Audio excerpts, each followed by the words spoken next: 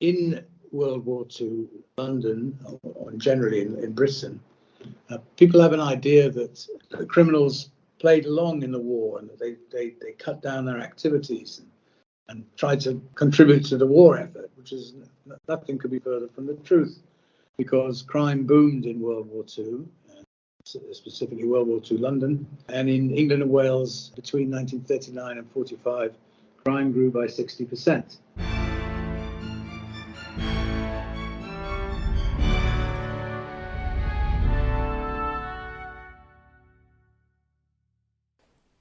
Hello and welcome to the Aspects of History podcast. My name's Oliver Webb-Carter and I'm the editor and your host.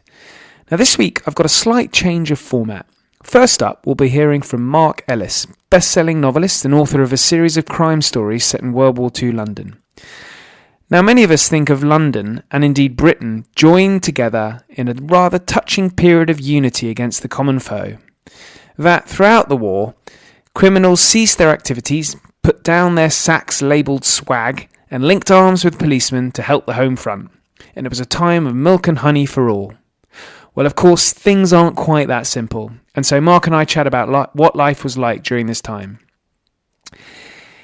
In this amendment of format, I've moved on to a new section I've introduced, and which I might repeat in a future episode.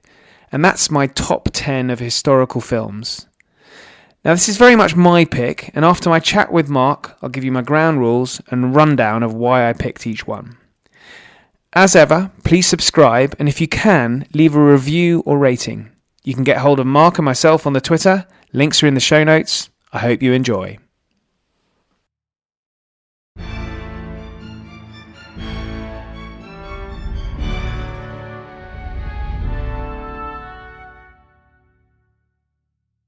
Mark Ellis, welcome to the podcast. It's great to have you on. And we're here to talk about, we're going to talk about your new novel, but really, obviously we can't discuss the plot too much because that would give away spoilers and things like that. But we're here to talk about crime in London during the Second World War. But we'll start off, if you could just give a brief bit of background about your latest novel, The Hero, Detective Chief Inspector Merlin.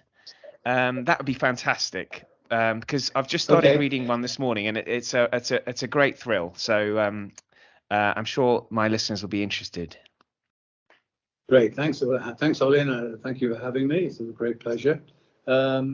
So I've been writing these books for about, I took up writing when I ended my business career in the early 2000s. And I focused on, I had a few ideas about what to write about, but eventually I picked on World War II, and I wanted to write crime fiction.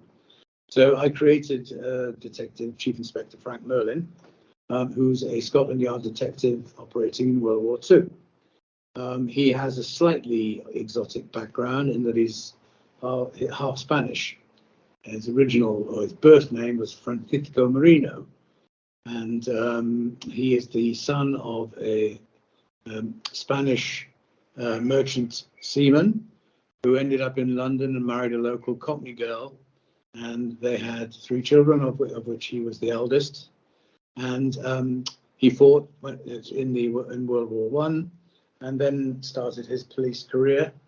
And as of 1940, when the first book is set, he's the chief inspector, as he is in all the books so far. And he's a pretty much standard, good-looking, dark-haired hero. He has a few quirky interests. He's very keen on poetry. He speaks Spanish just about, but the only way it really features in the books is that when he gets irritated, he might swear in Spanish. He has a bunch of sidekicks. He has his sergeant. He has a couple of constables. He reports to an irascible, rather irritating assistant commissioner, in the police force, and he effectively gets on with solving crimes in World War II. I should mention that in the first book, he tries to get permission to enlist, but he's told he's too old and he's far too important to the other battle of World War II, which is the battle against crime. So in World War II, London, or generally in Britain, people have an idea that the criminals played along in the war and that they cut down their activities and tried to contribute to the war effort, which is nothing could be further from the truth, because crime boomed in World War II, specifically World War II London, and in England and Wales between 1939 and 45, crime grew by 60%. And if you think about it, the reasons why that might be, first of all, you had the blackouts, and that made life easier for criminals. Secondly, you had rationing, which created huge opportunities for black market trade. Thirdly, although Merlin wasn't able to join up, a lot of other policemen did join up, so there was a shortage of experienced police officers. They did recruit quite a lot of reserve part-time policemen, but the caliber of the sort of people they recruited might be evidenced by the fact that one of them was the infamous John Christie. The murderer, John Christie, was a reserve policeman. In any event, I've heard of John Christie, but I don't think some of our listeners have. You couldn't just. There's a quite well-known film which features him called 10 Rillington Place, in which Richard Attenborough plays him. He was just a particularly nasty murderer and murdered women. There were a few serial murderers in the war, but he was the only one who became a policeman. Anyway, so, and also another thing that was the case during the war is that there were gangs. There were a whole bunch of gangs operating in London. There were straightforward criminal gangs. This was too early for the craze, of course, but there was a gang run by probably the biggest gang. It was run by a guy called Billy Hill, who was something of a mentor to the craze in later life. And he also had quite a lot of vice in World War II London.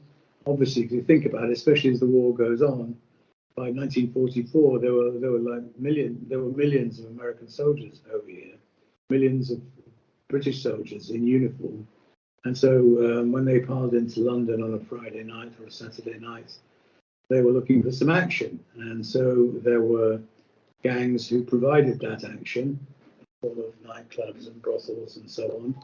And interestingly, the biggest gangs, or the most important people in the vice business, were Maltese criminals, and they sort of dominated that particular market.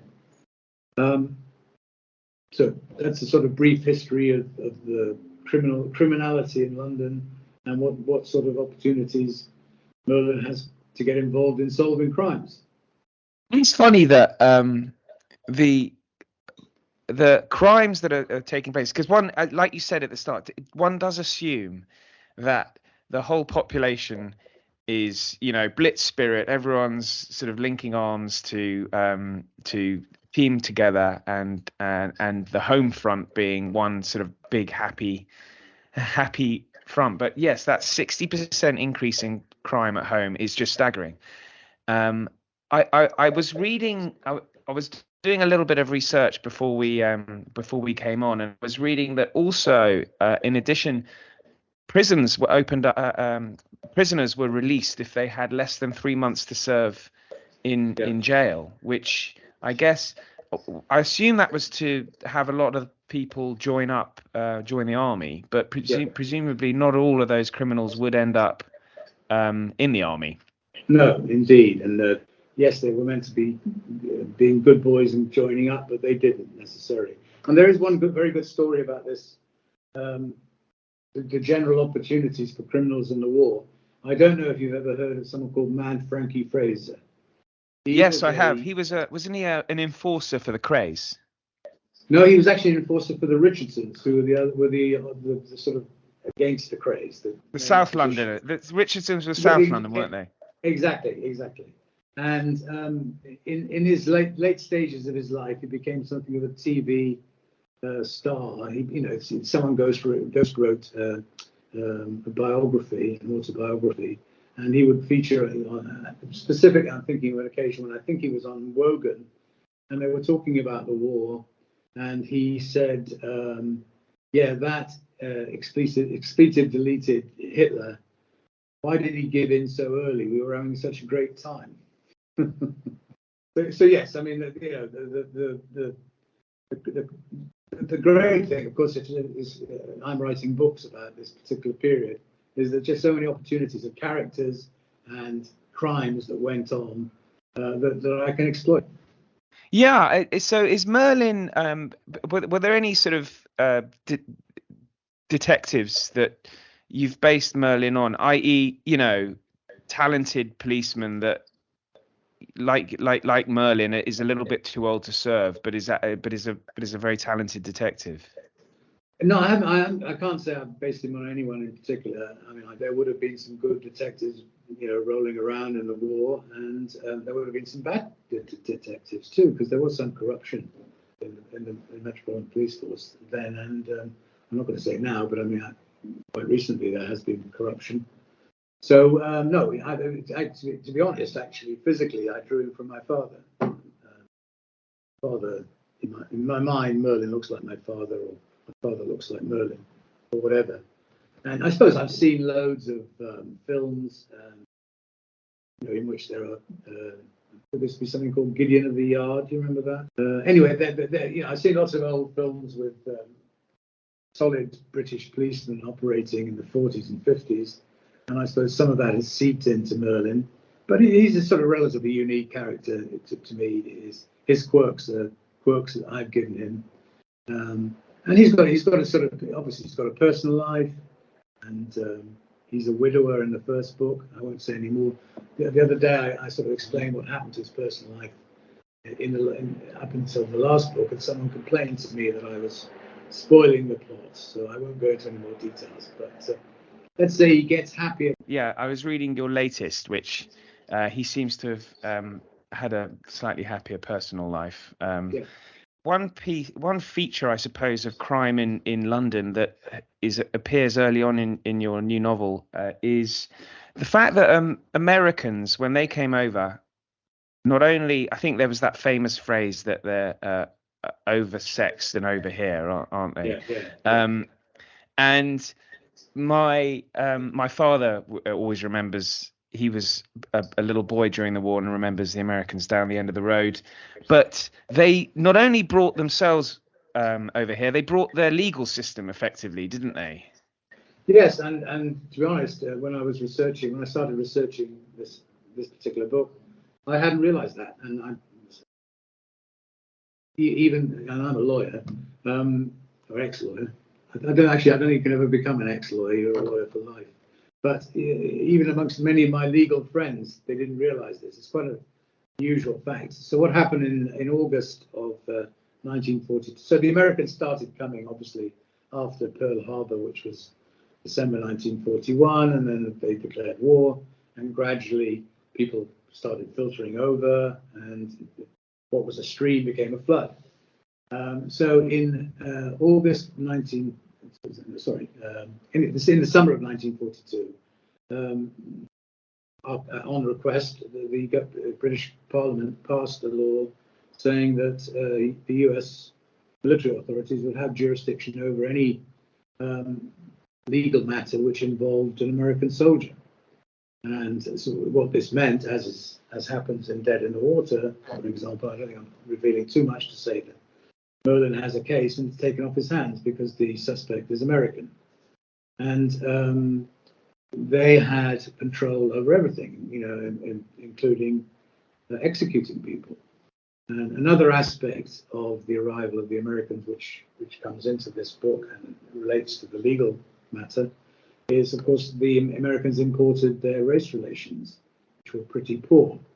And it's worth remembering that this time there were very few people of colour in Great Britain, and there wasn't really a race relations problem. I'm sure someone could come up and find some examples, but it wasn't anything like what it was in America, obviously. And in the Deep South, the situation was dire.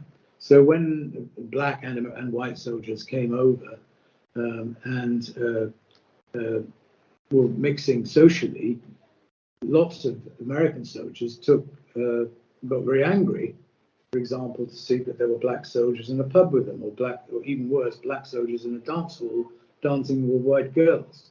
This was a complete anathema, and the position never got really any better during the war, and such to the extent that as time went on, in parts of the country and in London, certain pubs, it wasn't so much in London because no one was based centrally in London, but in parts of the country where the troops were actually based, pubs would decide whether they were either going to serve white soldiers or black soldiers. There was apartheid, effectively, at that time. Another factor that comes into play in the book is that black soldiers were very harshly dealt with by the American military courts. And the ratio of convictions and heavy penalties against black soldiers as opposed to white was wugely towards the black soldiers. And there are many examples of injustices where black soldiers were treated badly, or in the case of a rape, for example, the penalty was death, and there are cases of black soldiers being executed wrongly for rapes they didn't commit. So again, that's all. I knew it, but when I actually got into researching it, it was quite surprising, the extent of it. You mentioned sort of pubs almost appropriating Jim Crow laws in Yes, in the countryside. Yeah. Because we've recently published a piece about an uprising in Cornwall amongst African American soldiers against their treatment by their white counterparts. I'll put a link up in the show notes as well. It's interesting to see that. Yeah, it's a side of the war that is really untapped, I suppose. And you mentioned that they executed their prisoners or those soldiers convicted of crimes. Would they presumably wouldn't use British executioners, because I'm thinking that there's a very famous British executioner around at the time. Albert Pierpoint. Yes. He features in the book. When you get to the end, Ollie, okay? Right. Yes, no, they would use their own executioners. And the Pierpoints has a very unusual, because we're talking the crimes in these days. The death penalty was removed in the mid '60s, wasn't it? So crimes were dealt with very harshly in World War II London. How do you find in your research looking at, I guess, convicted criminals being executed? Was it a sort of fairly regular occurrence? I couldn't say I've actually gone through and seen what the regularity was, but crime used to be dealt with pretty quickly. So there was a case in the early 40s, in the early part of the war. There was a serial killer, a young British airman who became known as the he was the something Ripper. I can't remember what it was now, but he killed four or five women. And I think when they actually found him, from trial to conviction was like a few weeks. Sorry, the Blackout Ripper. Got it now. And yes, because people and I do actually have a scene in the book where my English character is discussing with an American the speed of a trial process, and he references the Civil War and in the American Civil War, and say, we're fighting a battle, and this is part of the battle. If you've got someone who's done something wrong, you just got to deal with it very quickly and move on. You've got to be focused.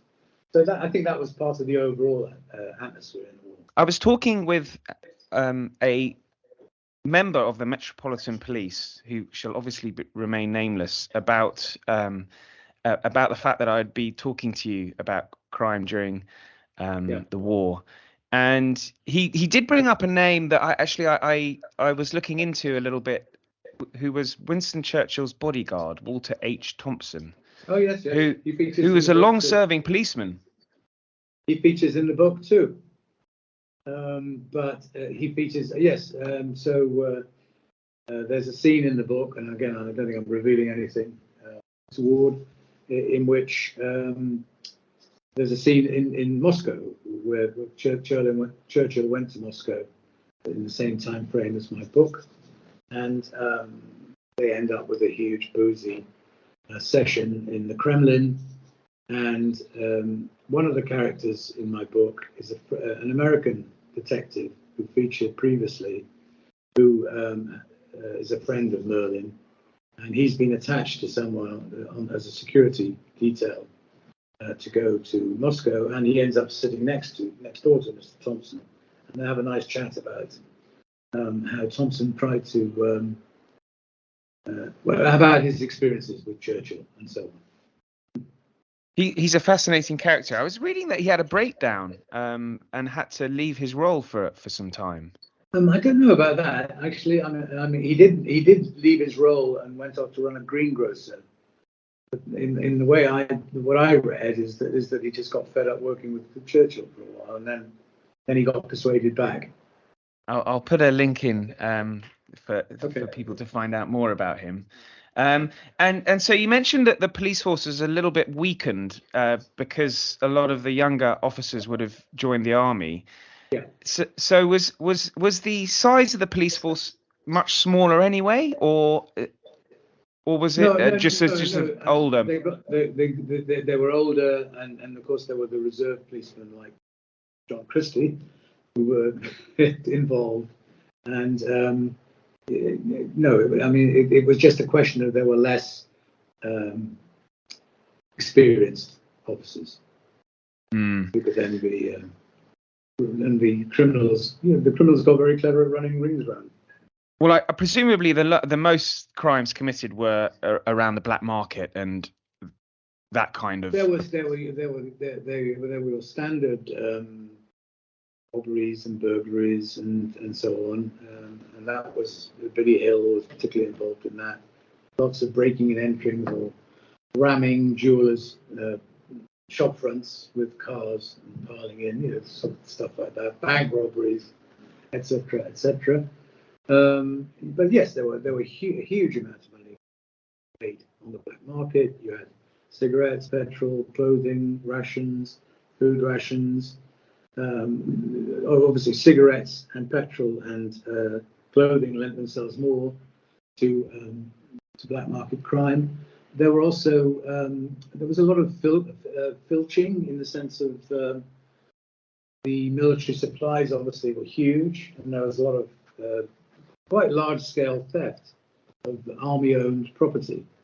Ranging from laundry to lawnmowers, anything. People would pile in and get those. And there was corruption on the inside too. There were corrupt military officers, not just at the bottom, but at the top, who would participate in that. And several of those paid severe legal penalties during the war, jail for a long time. In terms of other crimes that we've already touched on, and vice and so on, and murder was a lot easier, like the Blackout Ripper. He was operating in a completely dark centre of London, killing women. I was reading that because of the Blitz, obviously, you got about 30,000 people killed in the Blitz. You got buildings being destroyed, and a lot of criminals would use warden paraphernalia on to gain entry. Yes, So they yes. would have a little armband that would let them, that would, I guess nowadays equivalent of a high vis jacket. If you see someone wearing a high vis jacket, it Yeah. looks like they can do what they like, really. Yeah, and generally speaking, there was a vast amount of looting during the Blitz, which people don't. When I talk to people about it, they find it hard to believe. But it wasn't just people, crooks pretending to be wardens. The wardens themselves got involved in looting, and even firemen, policemen were convicted of looting. And I think the huge amounts of looting particularly in the height of the Blitz between September 1940 and December. I think there were I think it was like 40,000 cases of looting, thousands of cases of looting. It is a mind-boggling increase in crime, really. You mentioned that 60% increase during the war. It just beggars belief when you do think that the country is fighting for its life. Yeah. No, the criminal classes just went on, and other people who were not necessarily criminals saw opportunities to make money, and they did. It's human nature. So, you've written, this is your fifth novel, I think, of Merlin. Is that correct? Yes, that's correct. Yeah. So do you plan to carry on having him go through the war and continue writing about Merlin, or have you would you ever consider a new hero? Well, I would like a change and to do something else, but I'm contracted to do 6 Merlin novels. So the one I'm working on now is Merlin 6. I haven't quite worked out. I've got various plot ideas, but I haven't quite put them all together. But in any event, that's not what I do anyway. I usually start writing with a few ideas and just see where I go. So in Dead in the Water, I had these ideas. One of the things we haven't mentioned is it's involved with there's art stolen from Jews before the war, which is circulating. And I had an idea of that. I'd read a biography about someone called Kalus Gulbenkian, who was at that point the richest man in the world. He was known as Mr. 5% because he'd been the person who'd introduced all the major oil companies to the Middle East at the beginning of the century. And he got his 5%. So he was. I read a biography that gave me ideas about the art because he was a massive art collector. And so that led to one stream of the story. Then the things we discussed about the American situation, both involving the legal situation and African American soldiers, that was another factor. And so I usually just launch off when I've got these things in my mind. And I have one of the things in mind for the next one, but I need another couple before I can really feel I'm on my way. But to go back to your original question, would I like to write different stories? Yes, absolutely. Of course, I'd like to. I wouldn't mind writing a standalone novel. I do have other ideas for historical thrillers. In fact, one of them preceded. I wrote a couple of chapters of one preceding this, but then I decided to go with Merlin, and that was about a sort of Daniel Defoe-like character in late 17th century London. And of course, he was a spy, a pamphleteer, a politician, very interesting character. And I thought, I could make him into sort of private investigator as well. I mean, someone based on him, not him. But so I have that still at the back of my mind. But I also quite like to write something modern. But I haven't worked out what it is to do. At the moment, I'm focused on Merlin 6. But yes, I definitely would like to change up a bit. Although I have also undertaken to my readers who are anxious, am I going to take him all the way through to the end of the war? So that would imply another few books yet, because he's only in spring 1943 in Merlin 6. So probably needs 3 books to take him to the end of the war. I'm interested in the way you write the novels, though, because I would always assume that writers, particularly with lots of plot lines that you have running through your own, sort of a spreadsheet or a map up on a wall with, diagonal lines going everywhere. But it sounds like you've kind of your plans come out on the page as you're writing. Yeah, but I do the sort of map usually when I'm sort of like third of the way in, when I've got everything running, and I need to keep tabs of where I am. So I do a sort of not a spreadsheet, but yeah, I do a handwritten map of where I am, and I stick it on a post-it. I have it there while I can carry on writing. And of course, you forget who your names your characters as you're going along, and then there are characters that repeat from the previous books that you've got to remind yourself what they do, etc., etc. So yes, I have a lot of notes as I'm writing. I mean, there are often these panel debates at the various crime festivals about whether you're a pantser or a planner. So a pantser is what I am. I go by the seat of my pants, and a planner writes it all out. But I would find that rather boring because I, rather like the reader, I truly do not know what's happening until close to the end of the book. And I set my plots running, but I don't actually know who did anything, who did what, and I set up the various suspects, but literally, I mean, it's the last, probably the last 50 pages where everything comes home, is where I know what happens. So meanwhile, I'm in suspense as well as as much as any reader. Oh, that's wonderful. Yeah, that's actually rather reassuring, actually. Yes, well, if I was just writing it and I knew exactly what happened, I'd find it all rather boring. It's like a sort of school exercise or something.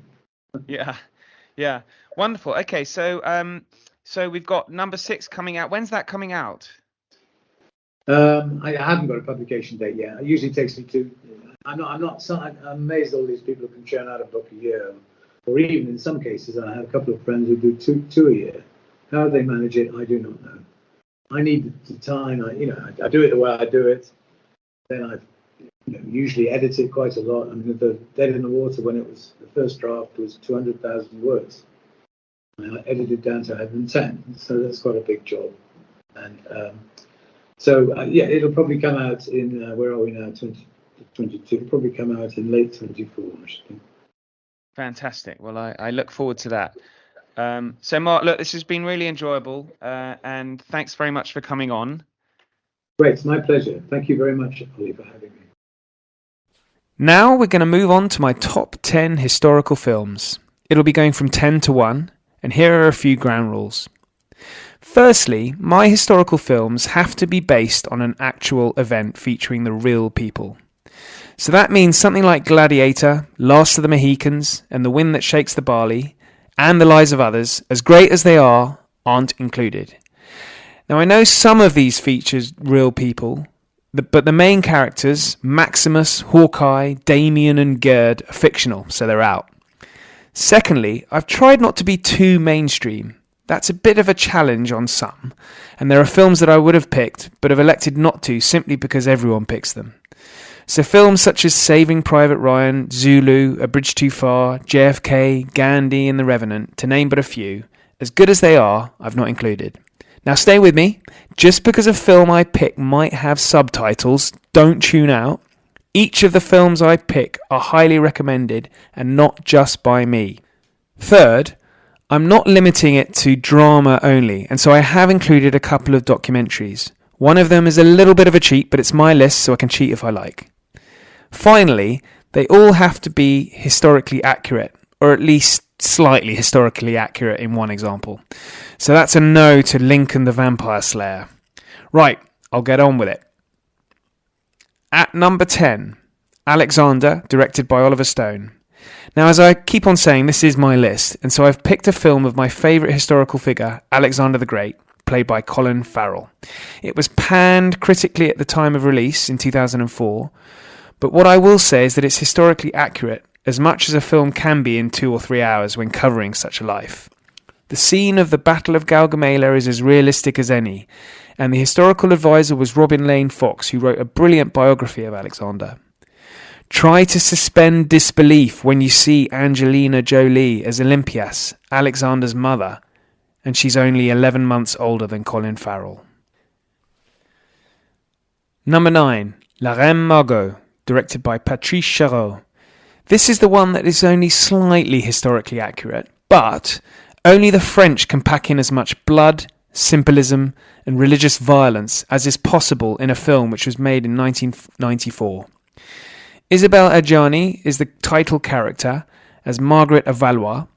It's the late 16th century, and France is about to erupt in bloodletting between Catholic and Protestant, culminating in the St. Bartholomew Day massacre of 1572.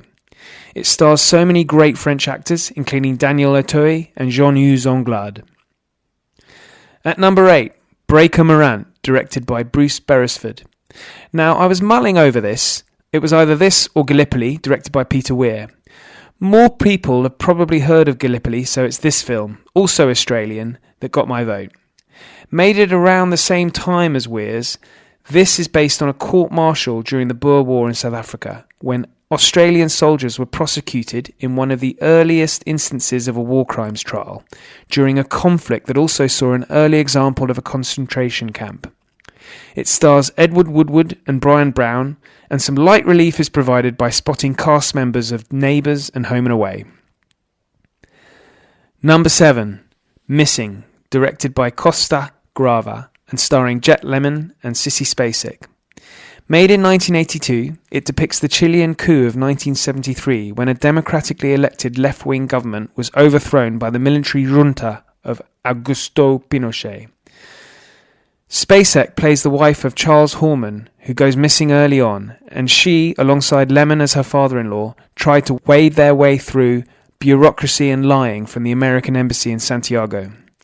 Increasingly, they learn of American involvement, and there are some horrific scenes. Lemon and Spacek are fantastic as their bond grows throughout the film. An honourable mention also goes to Oliver Stone's Salvador, another film showing downright criminal American involvement in another country's troubles. Number 6, Katyn, directed by Andrzej Wajda.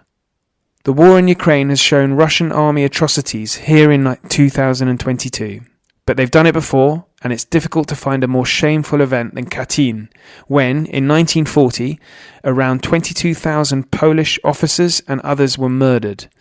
Authorized by Stalin, carried out by the NKVD, the events are depicted through the eyes of the mothers, wives, and daughters of the victims. The bodies were discovered by the Nazis, and so of course both regimes blamed each other. So we're now into the top 5. As a reminder, at 10 we have Alexander, number 9 La Reine Margot, number 8 Breaker Morant, 7 Missing, and number 6 Katyn.